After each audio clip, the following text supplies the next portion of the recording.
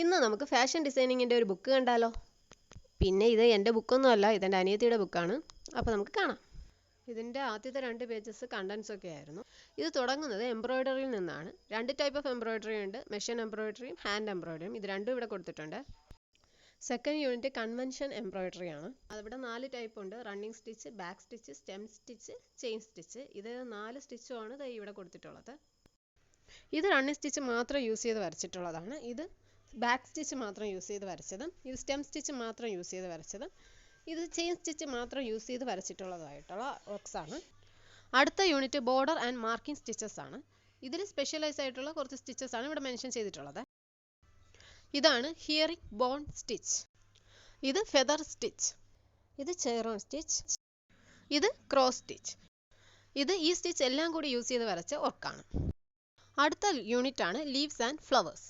ഇതിൽ മെൻഷൻ ചെയ്തിട്ടുള്ളത് lazy daisy, French not, fly stitch, satin stitch, shadow stitch തുടങ്ങിയവയാണ്. ഇതെല്ലാം കൂടി കൂട്ടി യോജിപ്പിച്ചിട്ടുള്ള വർക്കാണിത്. അടുത്ത യൂണിറ്റ് ആണ് 3 ഡയമെൻഷണൽ സ്റ്റിച്ചസ്. ഇതിൽ French knot, bullion knot, pistol stitch, couching stitch തുടങ്ങിയവയാണ് മെൻഷൻ ചെയ്തിട്ടുള്ളത്. അടുത്ത യൂണിറ്റ് ആണ് ട്രഡീഷണൽ എംബ്രോയ്ഡറി.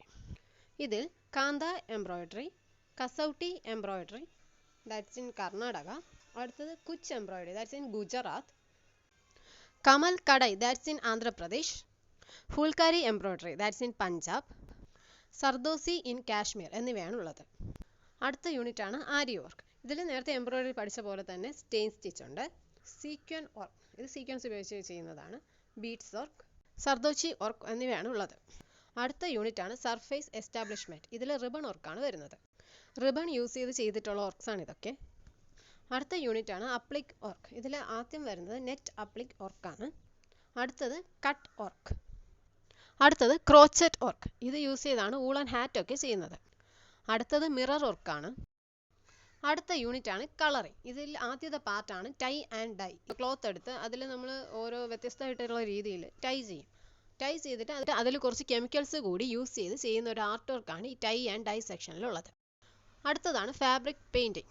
ഇതിൽ ആദ്യത്തെ ബ്ലോക്ക് യൂസ് ചെയ്ത് ചെയ്തിട്ടുള്ള ഒരു പെയിൻറ്റിംഗ് ആണ്, സ്റ്റെൻസിൽസ് യൂസ് ചെയ്ത് ചെയ്തിട്ടുള്ള പെയിൻറ്റിംഗ് ആണ്. ഇനി അടുത്തതായിട്ട് കുറച്ച് എക്സ്ട്രാ വർക്ക്സ് കാണാം. ആദ്യത്തേത് ഫ്രഞ്ച് നോട്ട്. ഇത് ഫ്രഞ്ച് നോട്ട് യൂസ് ചെയ്ത് വരച്ചിട്ടുള്ള ഒരു ഹാർട്ട് ഷേപ്പാണ്.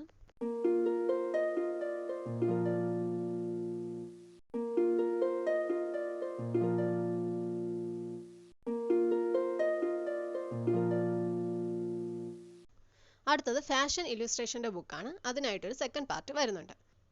നിങ്ങൾക്ക് ഈ വീഡിയോ ഇഷ്ടപ്പെട്ടിട്ടുണ്ടെങ്കിൽ ലൈക്ക് ചെയ്യുക, ഷെയർ ചെയ്യുക ആൻഡ് സബ്സ്ക്രൈബ് ചെയ്യുക. And thank you for watching.